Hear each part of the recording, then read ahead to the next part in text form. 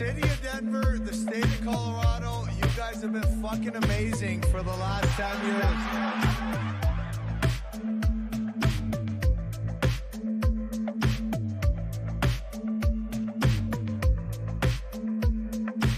Let me start off with a Twitch feed this morning, and I got to get the whole name right. Mile High Hockey Lab.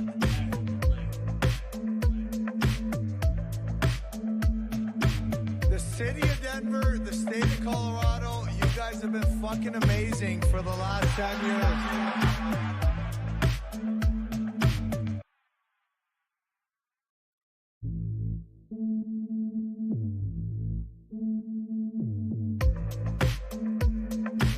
Let me start off with a Twitch feed this morning, and I got to get the whole name right. Mile High Hockey Lab.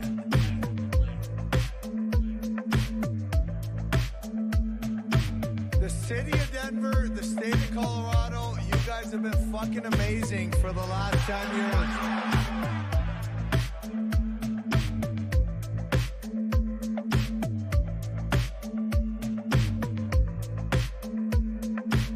Let me start off with a Twitch feed this morning, and I got to get the whole name right.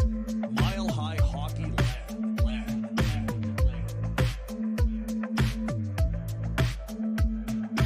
The city of Denver, the state of Colorado, you guys have been fucking amazing for the last 10 years.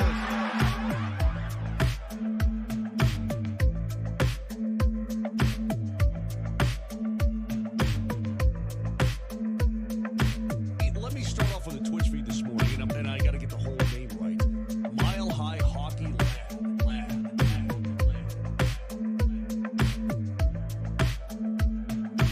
The city of Denver, the state of Colorado, you guys have been fucking amazing for the last 10 years.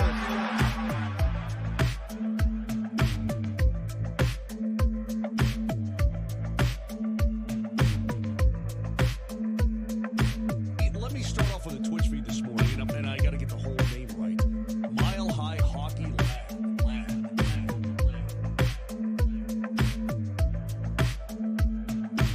The city of Denver, the state of Colorado, you guys have been fucking amazing for the last 10 years.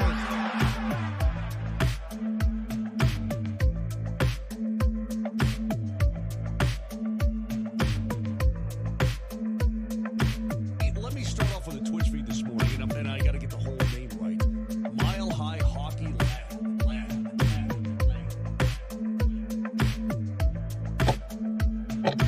The city of Denver, the state of Colorado, you guys have been fucking amazing for the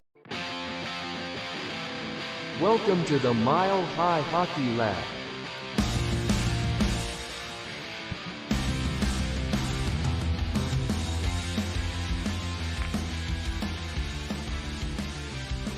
Hello and welcome to the Mile High Hockey Lab. My name is Adrian Hernandez. I am here today with Evan Lou, Jackie K, and Ezra Parter, and we are here to talk about Colorado Avalanche hockey. Kind of an awkward day to be talking about Colorado Avalanche hockey. We pushed our show back a couple of days, hoping we'd get a win in the meantime, and that did not happen. So we are going to hash it all out right here on the Mile High Hockey Lab. Thank you folks so much for joining us on this October 17th of the year 2024. Of course, folks, please head on over to milehighhockey.com. And while I have your attention, please like, subscribe, share, turn your alerts on so that you know every single time the Mile High Hockey Lab is live. And of course, our entire catalog is available on Spotify and Apple Podcasts, pretty much your preferred podcast platform. We should be there. And let's talk a little bit about what we're going to touch on today. Obviously, we're going to get into the 0-4 Colorado Avalanche and kind of what has happened since our last episode. We will preview the Avs and Ducks games tomorrow, as well as look ahead at some of the other games later on this week. We have a special new guest who will be kind of a frequentor of our program, Mr. Brennan Vogt, who will be joining us later on. And we will do NHL news and bold predictions to end things. All right, so that's pretty much how we're going to do things today. Thanks again so much, very much for listening. Evan, I'll start with you as usual. Typically, I'd say, it's not a big deal. This Avs team can make a turnaround if it was another 4-game slide in the middle of the season. But this one feels a little bit different, and I'll add some context. Injuries have pretty much led to an AHL-style roster for the Avalanche, and it's showing. and we're getting sub 800 goaltending. Is this the perfect storm for a really, really bad start for the Avalanche? Well, first off, I'm going to blame the Avalanche going 0-4 for making me physically sick. I'm going to fully put the blame on that. But no, for real. I mean, you kind of hit everything there. You know, you have the sub 800 goaltending. You have this AHL like roster that is not kind of leading to panic, I guess, a little bit. I said it, last week. I said, don't be surprised if the Avalanche start slow. I said, don't be surprised if they start 1-2, but they haven't even won a game yet. I think that's the most concerning part of this, right? They have the scoring. The scoring is there. Nathan McKinnon and Cale Makar and Mika Rantanen are dragging this team along in points, and they're just not getting the help that they need, unfortunately. So it is just kind of a perfect storm that's brewing all together. And when you have almost $40 million worth of players that are out of the lineup, I mean, that's not going to help your case either. So really have to put something together with what they have for who knows how long, with who knows, whenever these players are going to come back. Yeah, and Jackie, if anyone saw this storm on the horizon, it was you and maybe Mike Rupp. But I want to ask you, like, how bad can this get before you start to feel really concerned? Or are you concerned from the get, and this is kind of like a manifestation of the concern you already had? Well, I was gonna kind of bring it up if you were gonna ask for questions. Just what does concern mean? I mean, like, Yeah, okay. And the whole, like, oh, well, the Avs will be fine because if it was just a normal 4-game skid, what difference does it make? But it's like, what is fine?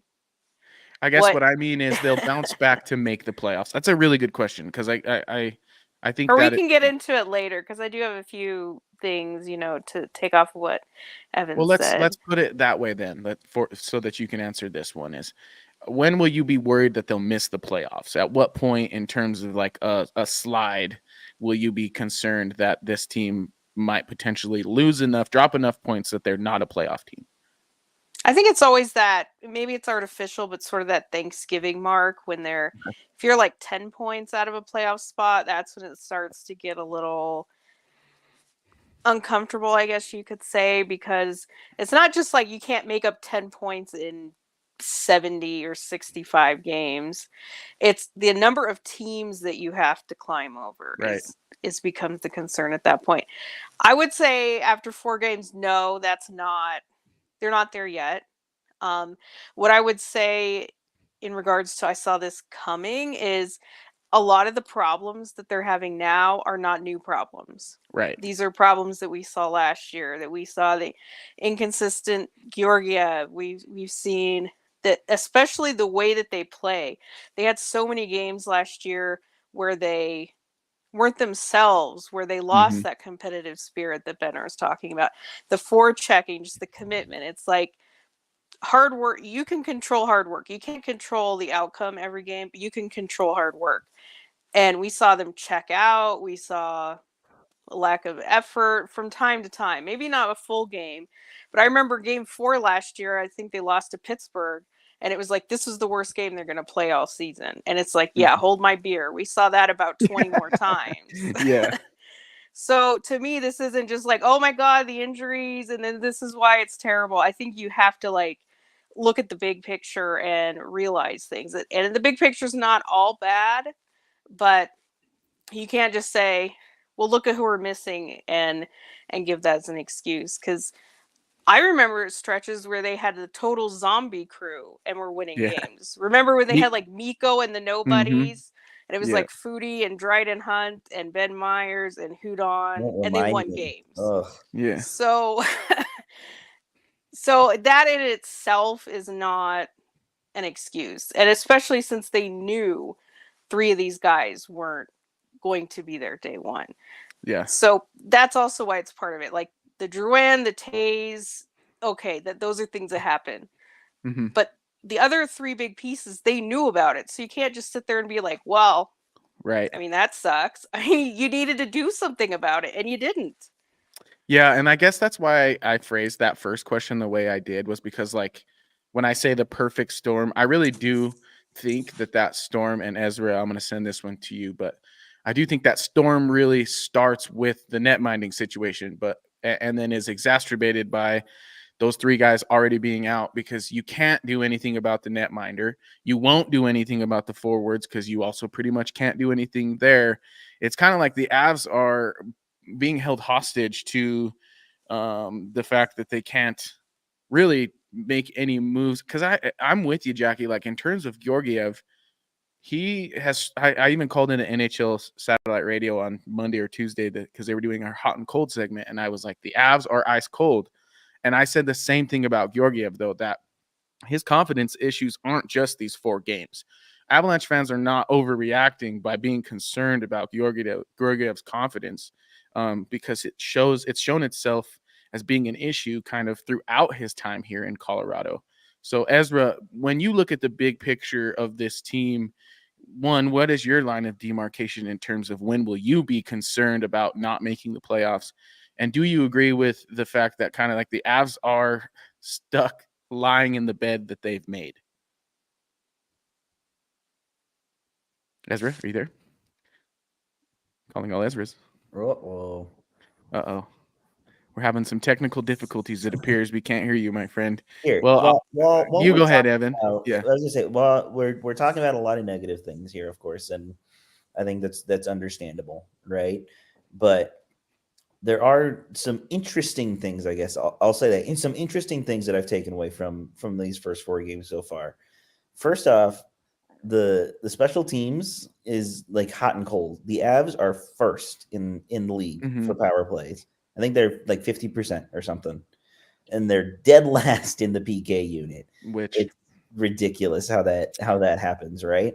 I think we kind of talk about players who haven't been great and some who've been good. I'll throw in a bone too for Casey Middlestat, because he opened the season with 3 goals in 3 games. Like, that's something good. that you would like out of your 2C, right? That's pretty good. And paired alongside Kovalenko and Richie, he's been all right too.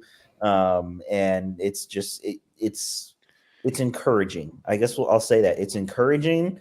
There are pieces to this that are working. It's just a matter of putting it all together. It hasn't happened in 4 games. I think usually it's- complain about the power play, so I will acknowledge that that is the one thing that's working. And then, but that's the only way they're getting scoring. They've only scored 4 goals at 5-on-5, and I'm not counting the 2 that happened right after the power play expired. So I mean, technically, the power play is even better than 50% because you can tack on 2 more of that.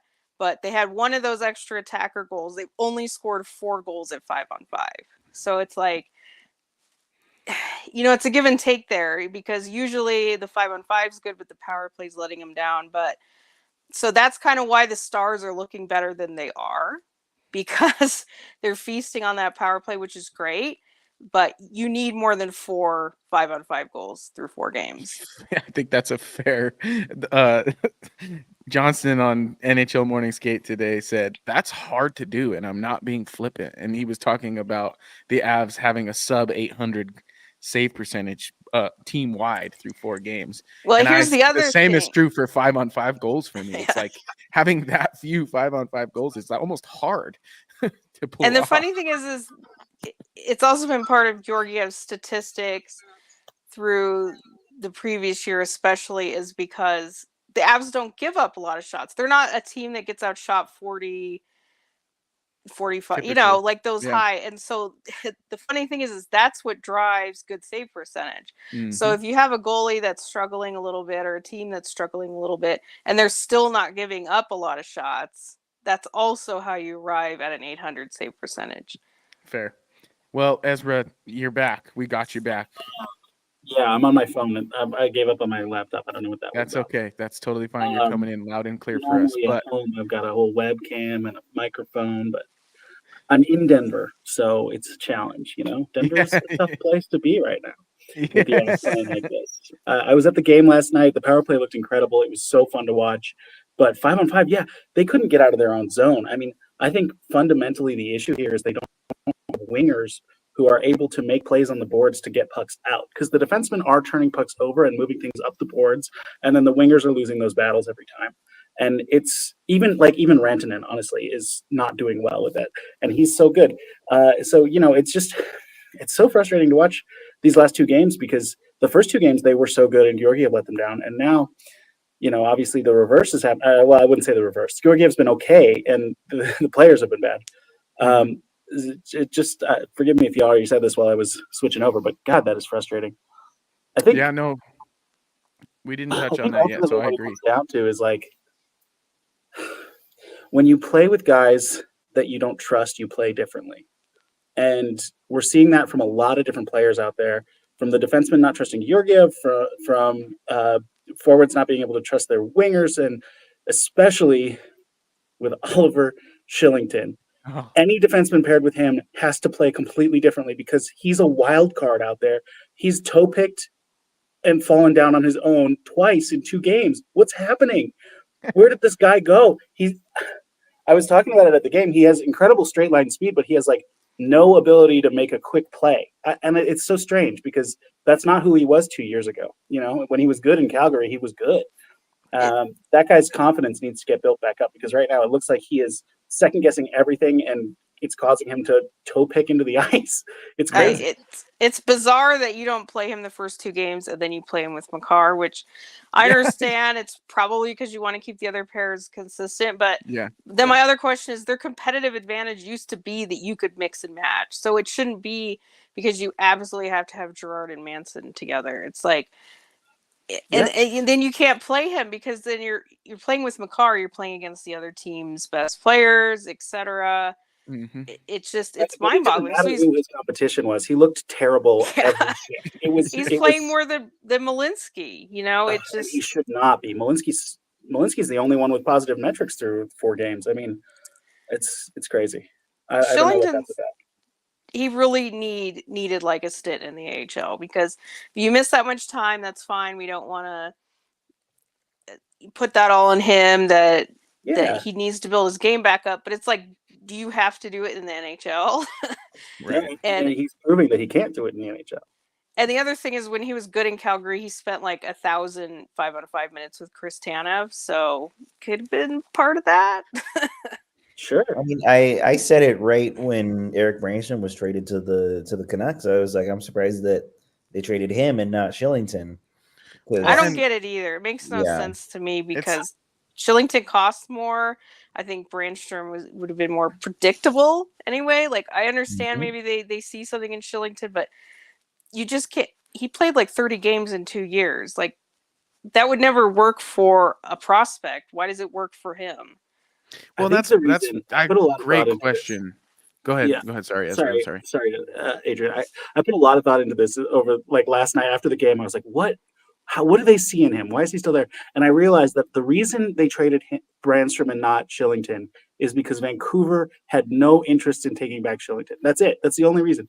The whole reason for this trade was Vancouver cutting cost, and taking back Shillington versus taking back Brandstrom is an extra $500K that they didn't want to take. That's got to be it. Yeah. Well, and I've been raising my eyebrows at Shillington throughout camp and preseason too. I'm like, this guy is not, at least like you said, he doesn't look like what he looked like 2 years ago.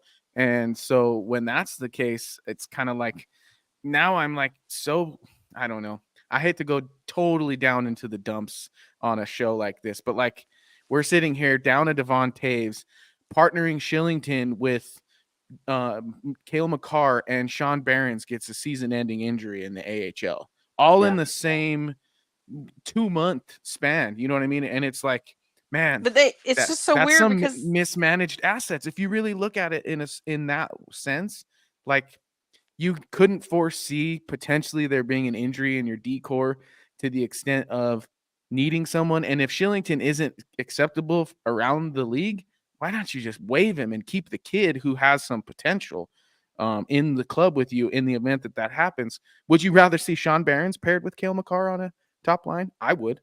A healthy Sean Behrens? Absolutely. I mean, that's not real. That's not realistically going to happen. Comparatively, But no. But I mean, I didn't think I mean, at Shillington this was ever point, going I'd to pair rather with see McCart. anybody. Sure. Yeah. I mean, I'd rather see DeHaan up there. I Yeah. just it does. Man, he was okay that first game. Yeah. But they knew that Barons got injured on that Saturday, and they made the trade on Sunday, so they knew that first of all. Mhm.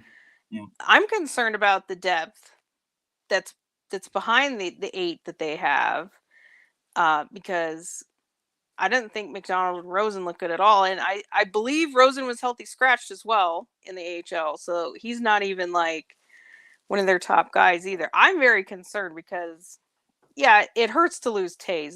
That's a big part. He plays a lot of minutes, but you can't be one injury on the blue line away from like catastrophe. And right now they are 2 injuries away. If they even lost Manson or Gerard right now, like even if they still had Cale Makar, they are in so much trouble on the blue line. Well, knock on wood, Manson has been playing excellent, and he looks great too. Just doing what he does in terms of his Maybe play you won't style. count that Columbus game. Yeah, but I mean, with him, like you take that, like the bad we saw in him in that Columbus game, kind of goes hand in hand with the good we've seen in the other 3, just based on how he plays. But I totally hear you. I think with him, you need to keep the minutes down. I think he starts getting in trouble when he starts playing too much. Yeah, agreed. So I think that's true. I think him and Gerard are similar in that sense. Like if G gets up in that 17 to 20 minutes area or 18 to 20 minutes area. I mean, nobody else can play those minutes. Yeah. That's it. He's getting like Yeah. 24. Like he's gonna play 20 minutes no matter what. But sure, you Yeah. don't want to see him at like 25. Well, they just sorry. don't have anybody that could play those minutes. Yeah. Malinsky and DeHaan look pretty good. I know they're playing bottom competition, but man, Malinsky looks very comfortable. I'm actually very impressed. Yeah, he looks comfortable with the puck. But then he played 12 minutes yesterday. I know. I didn't get it. They were 12 very good minutes. He should be playing. All right, well, let's let you guys answer or ask some questions now. Evan, I asked that you all brought a question to the table so that I could also partake in the answering. So what's your question to the rest of the panel? See, you kind of took my question earlier about how long until you get worried that they're going to miss the playoffs. So I got to think of another one. Well, what's your answer for that? Someone else go first. What's my answer for that question? Or just well, that was my answer, but what do you guys think about? I put out a poll that was like, when will you freak out? When will you panic? And it was, are you already panicking? 0-5, 0-6, Christmas, and out of contention, playoff contention. And I think that Christmas and out of playoff contention is a reasonable thing to be. But I also agree that like Thanksgiving and 10 games out would really be nerve-wracking because you're going to have to start making up these games. And then what I think about is as these guys start coming back, which I've made this hilarious timeline, let you guys look at. As these guys start coming back, what are we going to do with Cal Ritchie, who seems like he's doing just fine in the NHL? And Kovalenko and Ivan. Are all these guys going down? How do we navigate? It's been great. Yeah, so it's like, who knows how this whole dust settles on this whole ridiculous timeline that I've put up here. But if it all goes well, the Avalanche are going to have to make up, even if it goes all well, the Avalanche are going to have to make up some games between Thanksgiving and April 13th, some points, I should say. And that's going to be like an all hands on deck situation. And I just don't know if they will have the possibility of having all hands on deck based on how things have started. So that's kind of like, I think Thanksgiving 10 games out is a reasonable place to be panicking thoroughly. Thinking about who we're drafting, panicking for me. That's just my opinion. Well, then you better hope it's top 10 because they don't have to pick unless it's top 10. I know. Well, that's why. It's that's like, why no, I'm we panicking. can't be no in the middle this year. Yeah, Either if you're going to be bad, you have to be bad. Because that pick is a conditional top 10, right? We keep it if it's a top 10 pick. So you can't just be sort of bad. If you're going to be bad, you have to be bad. They're just like, we want to actually keep that pick, so let's be bad this year. Yeah, maybe. Something you man. might have to think about. I doubt they would do that, but I know. mean, But then you it's have to totally convince Nathan McKinnon that you don't want to win games. Yeah, And no. well, I mean, well, he doesn't Um, like having grinders on his line, so I mean, something has to give. well, Yeah. yeah. For me, I'm like, if they're not at around, they can be a game back or a game ahead, whatever. If they're not around 500 by the game 15 mark, then I'm going to be worried. But I really do think that they're going to turn this around. Ezra, do you have a question that you'd like us to answer? Yeah. Who would you rather see get a start first, Capo Kakinen or Justus Annunen? Who? Kakinen, easy. That's an easy answer for me. Is Kakinen, because why else would you bring him in? Right? That's where I'm at with that. Why else would you bring Kakinen in? I don't think you would bring him in as a pure backup, I guess, right? And as much as it sucks for Eustace, I mean, he hasn't been great either in his appearances. Now, granted, he hasn't really been given a fair shot in any of the circumstances so far this season, but at least Kakinen will give you a different look. It'll give you a different idea of what to see in the net. And finally today, they said that they figured out his immigration stuff and that he should be with the team soon. Whether that's by tomorrow, who knows? Whether it's by Sunday in San Jose, who knows? But I really do think that once he does get through immigration and gets everything sorted, he is going to be starting his first game like as soon as he can, just to get a different look and see what Bednar has with his guys. I think that's a pretty plausible answer, which is crazy to say. But Yeah.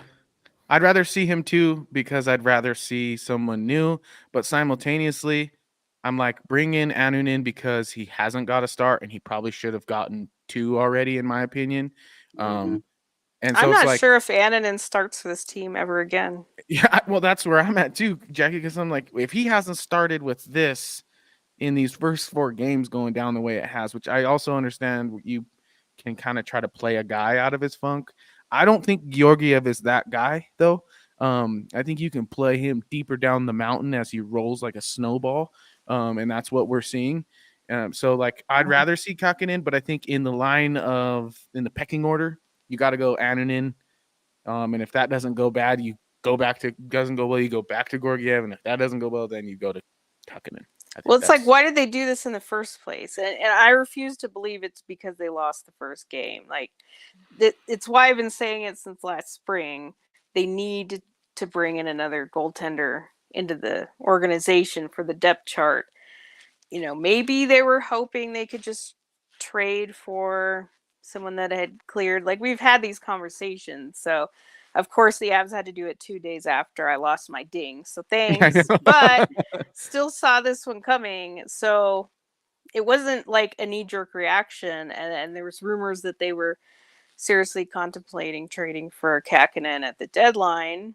So this was a guy they clearly like. And they had a chance to get him, and especially for free. So, I mean, that makes sense why they did it. But this is a team that has not carried 3 goaltenders.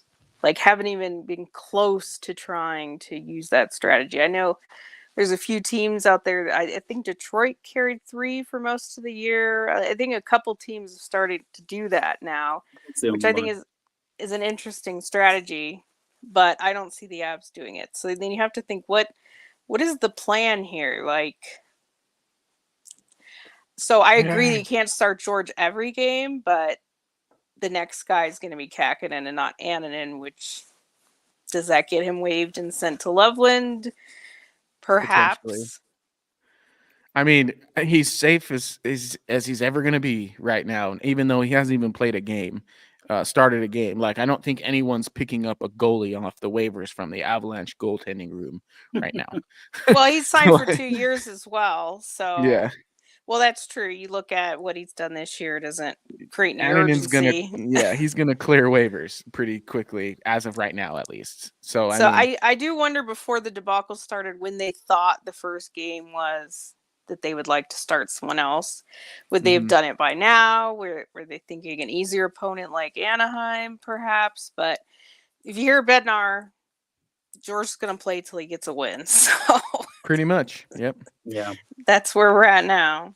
George or Bednar is very much showing his, and I don't mean this as a slight, but it sounds like a negative characteristic. I think it can be good in some senses, but he's showing to be very stubborn right now in a lot of ways, more ways than one. We talk about throwing Shillington up on the top line with Makar. I think that's a stubborn hold steadiness to that idea that the Avs have this mix and match back end talent still, and they don't. Yeah. And I think the goaltending thing is a holdover from knowing that a part of his process is limiting shots, but right now the roster isn't playing the process and he's not limiting shots. So you have an exposed goaltender who's probably best in a flow and who came to Colorado thinking he was going to play behind a team that limited chances and limited shots. So it's kind of like every one of these guys is not built for the way the Avs are playing, which is fine because the Avs are playing terrible right now. So if they can start to put a few things together, it might work out, as we sort of started to see in the second and third period of the last game. I'm glad that you brought this up, because this is actually around my question that I thought of just now. I hope everyone's answer for this is the same, but I don't know. Is Jared Bednar's job at risk? I say a resounding no. Well, you know what? I'm going to put you on hold right there, and we are going to welcome our guest, because he actually sent me a text today that said, I want to talk about putting the kibosh on the Jared Bednar hot seat talk. So without further ado, here is our friend, Brennan Vogt, newly acquired, just signed him off of the free agent. Just kidding. We just made a huge, giant marquee trade for Brennan. And he's new here to Mile High Hockey. But Brennan Vogt, thank you so much for joining us, sir. We appreciate you. We're happy to have you on board. But answer Evan's question about, is Jared Bednar on the hot seat? No, absolutely not. No, his stubbornness may be a key, but no, he needs to fiddle with things. And like Jackie's been saying, and Evan's been saying, how many starters are out of the role right now? $40 million worth of starters. Come on. Yeah. You've got how many Eagles in the lineup, and then a rookie OHL player. Come on, he's got to fiddle with things, and this is going to be the case with every coach that has this many rookies in the lineup. Yeah, I agree with you. It's kind I'll of give like, you another reason: the extension that he just signed. This is not an organization that's going to pay for a big name coach, and at the same time, Bednar's giant extension. So, if they miss the playoffs, I think maybe that conversation becomes at least realistic to have. But until then, this is not a guy that's going to get fired by Christmas. There's something crazy. Even if it's terrible by then. He has so many built-in excuses. I was going to say 0-25. I don't know. No, I honestly, I think if things haven't started to turn around by American Thanksgiving, then I think we've got a problem. Yeah. But I mean, based on this conversation, is it a problem that coaching is going to fix? Is this really a matter of losing the room? I think McKinnon, his quote just recently where he said, it'd be so nice to have our team. I think that shows that, if anything, the room is losing a little bit of confidence in life and luck and maybe management, because we're trying to ice a team that doesn't even have health, So I think in a way they're also feeling sorry for themselves, which I think ties back into the Landeskog thing. I mean, come on, you have to expect injuries. It happens to every single team. But we've been having the same Landeskog conversation for 3 years. It's got to feel like Groundhog Day for them. Yeah. And I'm not saying that that's an easy, they should have done this. It's really not something you can hindsight very well, but I think that could also be leading to sort of this apathy that we see the team fall into. And I think those are the things that are the real, this is a problem, rather than, some of these other things having to do with the lineup or this or that. It's what can they do? I mean, if you look at it, this team has no fun anymore. There's no goofiness. There's no levity. They didn't even put up a picture of Richie scoring his first goal. Like, can you not even just celebrate the kid? And it's not even for me as a fan, for his parents, his friends, for the people in Ontario. You can't even just bother to do that. So I think if there is a real problem, it's sort of this undercurrent of what is really the culture right now? What is really the mood? Are these guys playing for each other? Yeah, I'm trying not to overreact, but I've felt this for a while, and it's gonna sound like an overreaction. But I think like the Avalanche management had, when they didn't pick Kadri over Nichushkin, which I think was still the right move on the surface because of age and term, but I think when they did that, they made a conscious choice to kind of, and they repeatedly made the conscious choice to get rid of a lot of their glue players. Jack Johnson, Eric Johnson, JT Compher, Nazem Kadri, Gabe Landeskog. They didn't get rid of him, but he's gone. So I think like the management really saw McKinnon, and they saw, oh, he's the lifeblood of the character of this team. Truly, yes, Landeskog is the captain, but McKinnon is the true competitor. And I think that that's true to a point, but I think what we're talking about right now and what we're missing right now are the intangibles. McKinnon kind of leads by example, and he does voice his opinion when he doesn't think things are to a certain standard. But I also think that McKinnon checks out. And I don't think Gabe does. And I don't think Kadri does. And I don't think Comfort does. And I don't think Eric Johnson does. And then that to me is where I feel like we kind of lost what really was our competitive advantage, which was character. And not to say we lack any now, but it's just not quite the same as it was. Feels like an overreaction, but I don't think it is, given the fact that it's happened over years, not just in these 4 games. It's exhausting following this team. Went to the home opener, and they were selling $5 autograph JT Compher and Eric Johnson proof pictures. And I was like, we live in a world where Stanley Cup champions sign this, aren't even here 3 years later, and it's being sold for $5. Like, to me, there's just like a little bit of like a lack of romance right now with this club and how they treat everything. So I'm just hoping that there's like a culture shock somewhere along the line. And I don't know how you achieve that, because like we've said, Bednar's not on that hot seat. No one's getting traded because you can't. No one's getting traded for because you can't. It's just, I think they're too comfortable, especially the organization. Like I do feel like the players know that there's urgency, but I think the Stars are a bit too comfortable, and especially the organization that we've talked about. And I know that we don't want to go down that road, but just the less and less that they do, they don't even put up their own videos. They just don't bother doing anything. It's just, it's indicative of it. Like I think that's the tip of the iceberg that you see. Well, I just don't think it's like, I'm just mad because they don't tweet stuff like that. That's not what it's about. It's about, I think, the culture, the attitude, the arrogance. Are they too comfortable? Do they just believe we have these elite players and that's good enough? And you feel that. You feel that it's not about the team anymore. Well, first off, big deal. The players don't tweet stuff. Who cares? They're there. I'm not talking games. about the players. Oh, I'm not talking about the players. I'm talking about the team. The organization. The organization. Okay. But they also show no fun whatsoever. Like you see other team, they don't Instagram, they don't do anything. And I'm not saying they have to, because you're right. Their job is to win games. But there's just no fun, no levity, no goofiness, just nothing. Maybe Nate's got his claws too deep.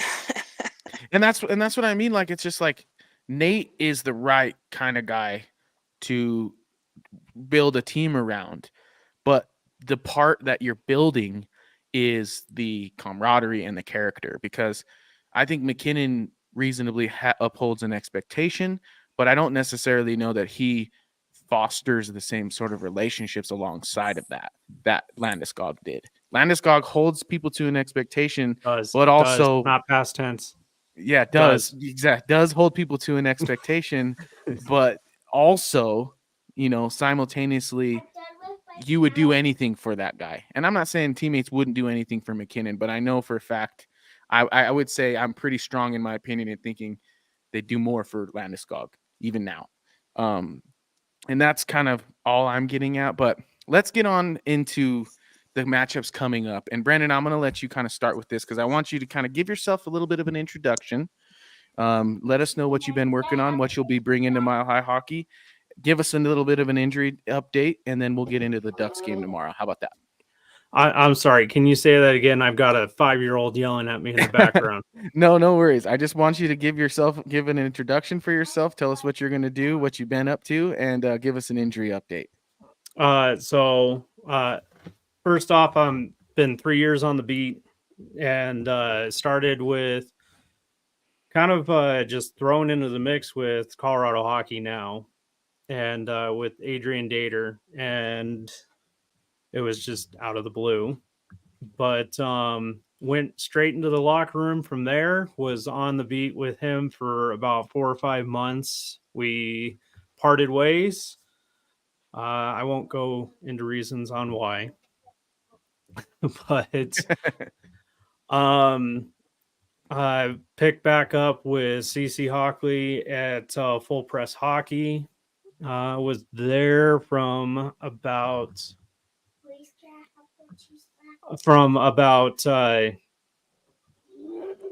January to July of 23, and then went to the rink, and I've been there since until you guys. Give me a second here. Oh, that's okay. Very nice. Well, we're happy to have you. We're lucky to have you. And we're just excited to get you on and be a part of this program more and more often. And I know we've talked at length about injuries, but I guess we'll put it this way. We don't need a full slate, but do you have any updates? I know Ado mistakenly almost broke Avalanche Twitter a couple days ago, but give me the correct information on that.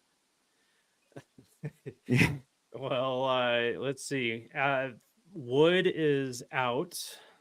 He's questionable for tomorrow, shockingly. Yeah.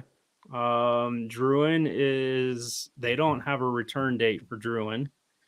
Wonderful. Yeah. And Taze won't play tomorrow. We don't know a return date for Landy, of course. Nichushkin, his suspension date ends on the 13th of November. I'm suspecting that he won't be back until at least November 20th. But that's just me. Okay. Lekanen, he has something. What's that? Do you mean like because they'll need a week of practice or something like that? Oh yeah, definitely. Who's to say he's even skating in Russia right now? He would say he is, but yeah. Yeah, I would hope, but yeah. Yeah, well, we won't go there. Yeah. But Lekanen, I know, has a reevaluation at the end of the month, so I would suspect he's been skating, so I would think would be available like right after Halloween.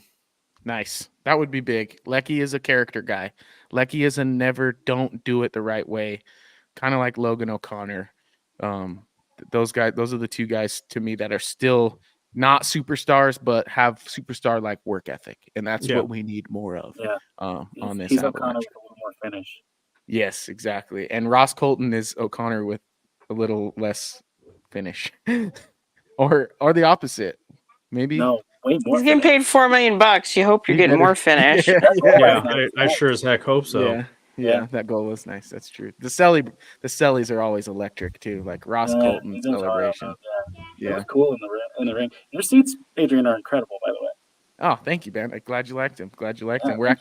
Brandon's actually headed there tomorrow, right? I believe, or no, you're headed there. No, who's headed there? Brennan headed there tomorrow, I think. So that'll be cool. But let's talk about that game tomorrow, Evan, Mr. Managing Editor. Ducks coming into town fresh off of an OT victory over the Utah Hockey Club last night. Thoughts on Anaheim, what they're kind of looking like this year, and prediction on the matchup? I'll be honest, I actually don't know a ton about the Ducks, so let me go look right now. But I will say that one of these two Knicks games, because you have the Ducks on Friday and then you have the Sharks on Sunday, one of those two has to be a win. Like, Yeah. If they don't win either of those games, then if Avalanche fans weren't already worried, then that's just going to skyrocket it even more. Let's see. The Ducks are actually currently third in the Pacific with 2 wins and a loss, so they're off to a pretty decent start. So it's it'll be I assume anyway another close one. If Kakanen's not through immigration, I would assume that Georgiev would be starting again, just because Bednar likes rolling with him still, despite the recent run of form. I will say he has gotten better, at least the last 4 games. He has gotten better, and there are signs of life. It's not great. There are signs of life. But yeah, I think the Avs have to win one of these next 2 games, against Anaheim or San Jose, and it would be great if it starts, on Friday night against Anaheim, leading into Sunday, because then you can maybe at least get a little bit of run going. But time will tell, I guess, with that one. So we'll see. Yeah, well, Ezra, you're a mile high right now, but you're typically our Cali kid, and that's where we're headed. So you tell me more about Anaheim and San Jose, and as Evan mentioned, do they have to win one of those, right? Yeah, I mean, have to is strong, but if they don't, it's going to be, oh my God, it's going to be awful out here. I think, I mean, Anaheim was my dark horse playoff pick. Yes. I think they have a really cool young core. They're a fun team. They have the same problems that Colorado does, though. So it's not a matchup where you look at it and you think, oh, Colorado's too young, too inexperienced, too thin forward. No, both these teams are young and experienced and thin forward. So, but Anaheim also is thin on defense. So, it's and theoretically, I guess Colorado is too right now with Shillington up there. But anyway, it's a game where I feel like Colorado has a real shot at winning. And honestly, the Boston game, they had a real shot at winning, not for just complete inability to get out of their own zone for 2 periods. They really should have. It was I don't fault Georgiev for that game. And if he can play the way he played in that game against Anaheim, I think he doesn't give up 4 goals. I think. I agree. We'll see. But that's okay. I mean, he is Georgiev for a reason. But I think. I hate that nickname so much, and it just every day it becomes really more true. But and then the Sharks. I mean, the Sharks, they have some promising young talent, but Macklin still brings out of the lineup. Tyler Toffoli is always dangerous, especially against the Avs for whatever reason. But they don't have a whole lot else. So I'd be shocked if the Sharks can pull it off. They've been fine. They've been up and down, just like any young team would be through the first start of the season. But they haven't been like good in any sense of the word. Yeah. So, and they don't have their goalie they just acquired in the offseason, whose name is escaping me. Eskarov? Is that what you're talking about? He's not up from the AHL yet, so they're going to be starting Mackenzie Blackwood probably, who's pretty beatable. So that's a game they should win. That's a game they should really, really win. San Jose is one of, I think, 3-4 teams left that don't have a win yet. So yeah, San Jose, Vancouver, Nashville, and Colorado. Yes. Yeah. So I mean, if they enter Sunday, both teams without a win, I mean, that game's either then going to be 1-0 or like 10-9. I'm looking at 10-9, but I think it's got to be a Colorado victory. It has to be. Well, and the funny thing is about Askarov is when they traded for him, he's going there. He's going to San Jose for more playing time, and I knew right away they were going to send him down. He was injured. Well, that was part of the like. I think they talked to him about it because he said that he refused to report to Milwaukee, and the thing that was part of it is like because they had the 2 veteran NHLers already, so they kind of saw it coming, and so he agreed to it. And then also, the $2 million extension kind of ensures that you're not just going to get stuck there. Yeah, that's true. Well, it remains to be seen, but good hockey lore above us, please let the Avalanche win a game between now and our next episode, so we don't have to have another doomsday episode like this one has sort of been today. That would be absolutely wonderful. But let's start getting into the more fun side of what we do every single week, which is our bold predictions. And then before we close things, we'll touch on maybe some NHL news around the league if we have time. But let's talk a little bit about our bold predictions, which Brennan, you were a watcher before you were a partaker, and now you are partaking in the show, and so you should know exactly how bold predictions work. But folks, if you don't, it's pretty self-explanatory. We make a bold prediction. Hopefully it comes to fruition before our next episode, and we hand out buzzers for wrong answers and dings for correct answers. So let's start at the top of our list. Ezra, you said Ludwig would not fight in his first game as an Avalanche. That's a ding, my friend. Yeah. You also Probably said smart decision on his part. Yeah. Yeah. Well, I don't know. I was pretty stoked that Steinberg fought Zadorov, which was a terrible choice if you ask me, based on size, but it worked out in his favor. You also had Ivan to score the first goal of the season, and that did not happen. Funny enough, my wife had the exact same prediction when I asked her who would score that night as we went to the game. Jackie, you said that Cale Makar would score the first goal. Unfortunately, that did not happen. And you said that Ivan would be cut by our next show. You're kind of right, but you're mostly wrong because they just keep paper claiming him. Well, over and over again. I'll accept the X, but I do want to clarify. It was interesting when the Eagles said that they received Ivan and Wagner. They didn't mention Kovalenko, and they also do not say this every time they have paper transactions. Yeah. So Fair. I thought that was a little curious. Like, did they change their mind? Yeah. I still feel like Ivan's on the precipice here. Sorry to say. It's gonna happen one of these days. Compared to Wagner, I don't think so. Yeah, I was gonna say I think he's. But Wagner's what, like 6 years older than him? That's what Wagner has. Yeah. Well. Yeah. Well, let's see. We had Evan. You said that it would be Devon Taves with the first goal. I'm sorry, my friend, that did not happen. And you said Cal Ritchie will have 3 points between now and our next show. I think he has one or two. He one. He got his goal, so I'm happy with that. But you got it wrong. But yeah, he did get a goal. That was pretty sweet. I was happy to see that in person. Me too. That was cool. Nice. I was not there, so that's really cool.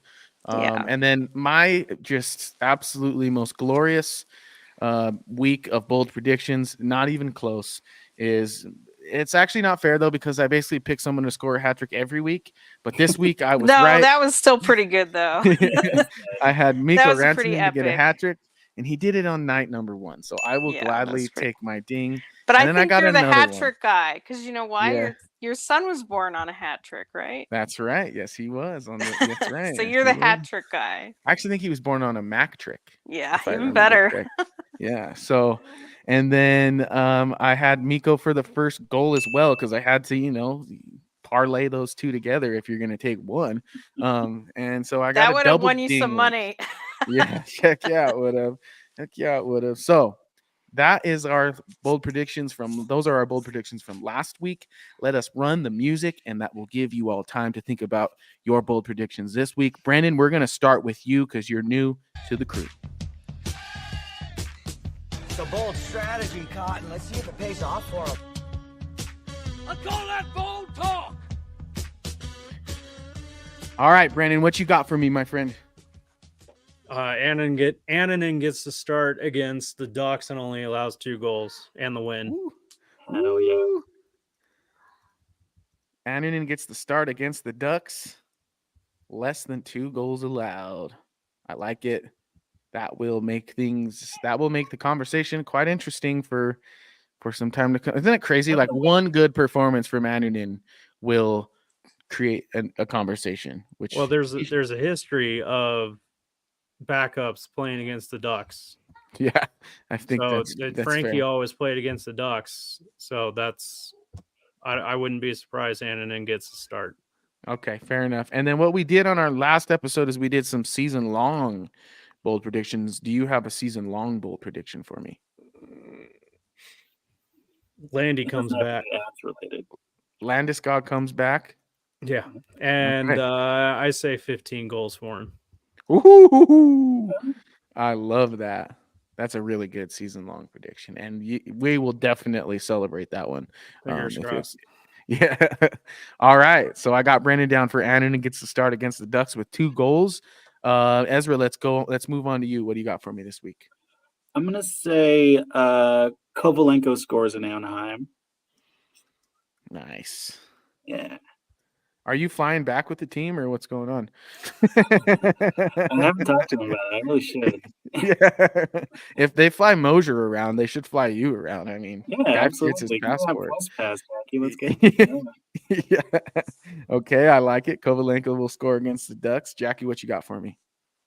I'll say Georgiev starts every single game until he gets a win. So if that's tomorrow, then that makes the ding a little easier.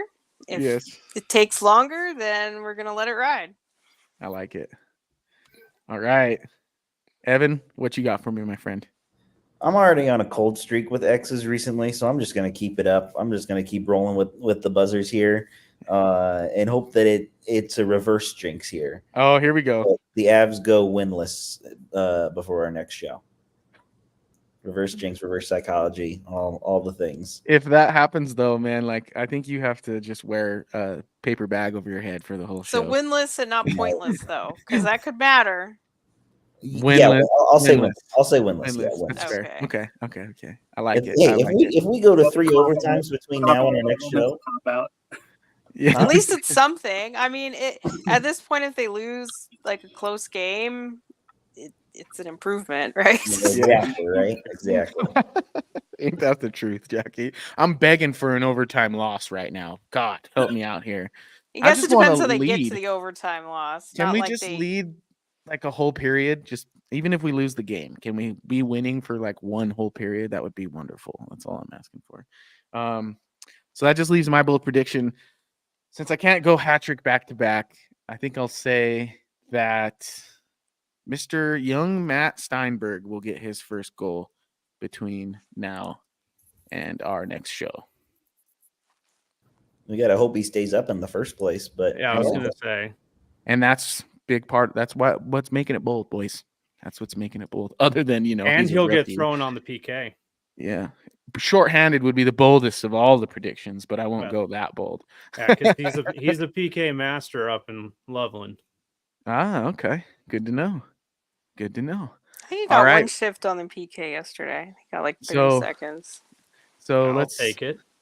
Let's look around the league here real quick. Is there anything worth noting? Well, there's one thing worth noting. Ottinger is sticking around in Dallas, right? Let's see, what was his deal? The same as something. Yeah, Swayman's. So I guess $8 million is now the going rate for a starting goaltender, which sure the Avs have budgeted for that one. Georgiev ain't getting $8 million. No, but this is all before Shesterkin blows it all up, and who knows how long. He's probably going to get. Shesterkin's getting 12, I bet. I will say this about that deal, because Ottinger has kind of been more proven, I guess, than Swayman has recently, and the fact that Dallas got him, I think, on the same timeline, the same pay, everything with Jeremy Swayman, that's a pretty good deal for Dallas. That's one that's going to look really good, especially when the cap starts going up even more in the coming years. That's something that's going to be really nice for them. I don't know if you could say the same about Swayman, considering we didn't even see him last night. But yeah, I mean, for Ottinger, for Dallas, that's a really good deal considering how he's been, for the last couple of years. And Otter will actually, technically, after taxes, he'll make almost $500,000 more per year. Interesting. The taxes, and compared to Massachusetts, it's like $425,000 more per year. Wow. That's what Florida's got going for them too with the Bobrovsky deal. So, well, I'll say my prediction of Utah doing well is looking good. Pretty good. Yeah, it is. I think they're fun to watch. I mean, I don't even have that kid. That in division, like, I hate them. I mean, maybe not yet, but Yeah, and Gunther Yeesh. looking pretty good. He Yeah. might score 30 The goals. in division hate is coming from Arizona for me and Tucson. Right now, I think the two teams in the division that I like the least are the Dallas Stars and honestly Utah. I think that St. Louis and Minnesota haven't been good enough yet in a while to really Still, piss there's me off. nothing redeeming about St. Louis. Like Yeah. Minnesota, it's more the thought of the team rather than like the actual players on the team. I don't really hate who plays on Minnesota, really. Right. But there's nothing redeeming about St. Louis. No, I still hate Jordan Bennington. So as long as he's in there, Yeah. all day. It's an easy hate Me and there. Nato are on the same page on that one. I can't stand Bennington. But it's good to see a young team do well. And it's like the Avs really want to call themselves contenders, and you can't be worried about Utah, right? So we'll see Utah a week from today for the first time. Yeah, that one will be interesting. Mm-hmm. That's right. Just here's a hint for the Avs: cover Gunther on the power play. Just might want to do that. Dude, that's his first goal where he just snapped that NHL 25 style one timer and just like in a matter of seconds collected and shot it. I was like, oh man, that's like he's gonna elite level shot. And that trade is going to be looked at pretty crazy for years to come, I think, once he really comes into his own.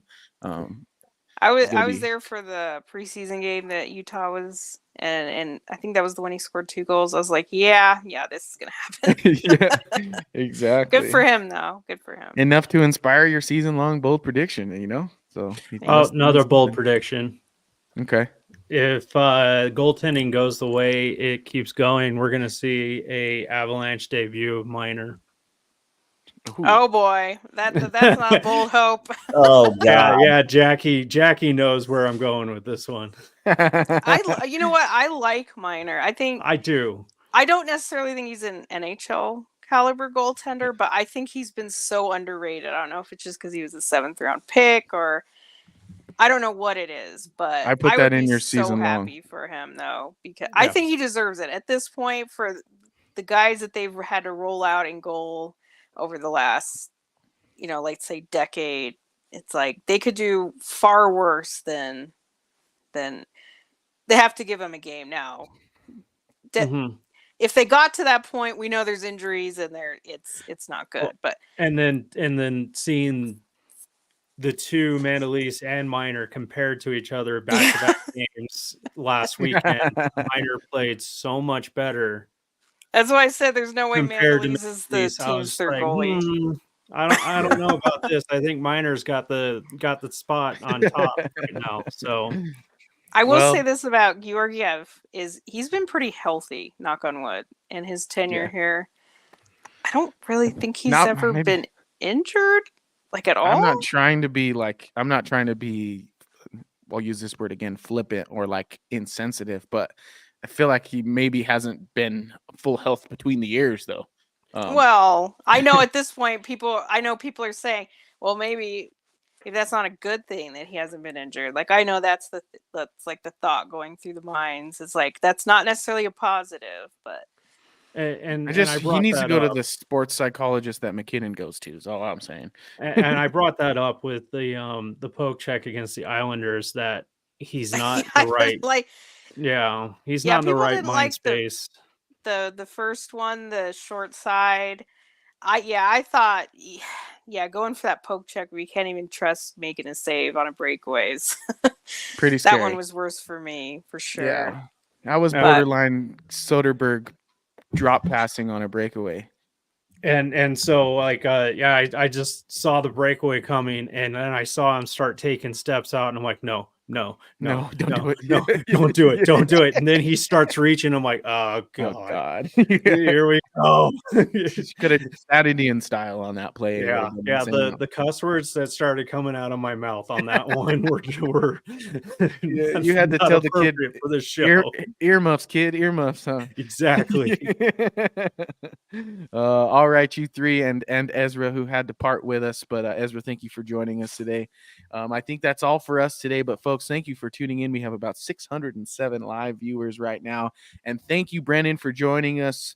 Not your first time on the program, but your first time as a part of the crew, as a part of the milehighhockey.com staff and list of contributors. So thanks for coming on, my friend. I appreciate it. And I want to apologize about the little guy. Just, hey, yeah, it's fall break. We got to do what we got to do around here. We do this out of the passion of our hearts.